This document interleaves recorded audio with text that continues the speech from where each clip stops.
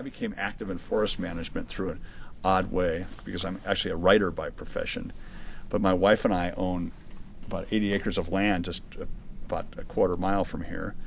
And when I bought this land, I'm a tree hugger from way back, and I said, well, I'm not going to touch a single branch of this forest. And as I did some research and I took a forestry class, I came to understand that what I saw as just a forest was in fact a really unhealthy forest, because it was really clogged with very skinny little trees, where there's supposed to be maybe 10 or 20 big pine and larch trees per acre. This forest had 837 skinny little trees per acre. And what had happened, we figured out through detective work, is that it had been cut maybe 100 years ago or 120 years ago, and the big trees taken out. And then all the trees grew back at once in very dense thickets, like an unweeded garden. And in this landscape where we are here in the Northern Rockies and in much of the West, fire is a natural part of the landscape.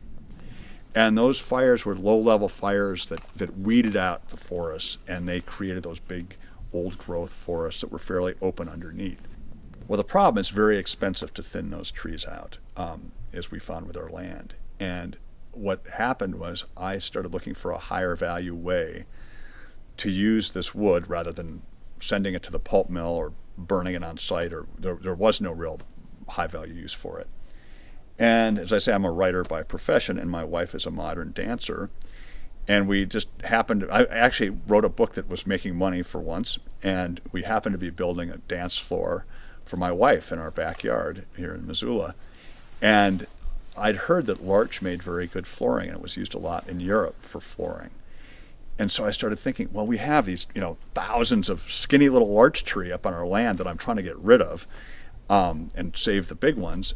What's a higher value use for the larch trees? And then I thought, well, maybe we should try to make them into a dance floor.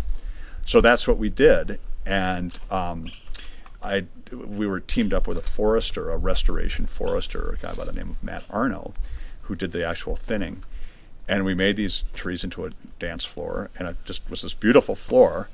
And it attracted a lot of attention from architects and from the Forest Service and the timber industry. And so Matt and I ended up founding a little company called North Slope Sustainable Wood, which is how I got involved with trying to find ways to restore the forest and create higher value products.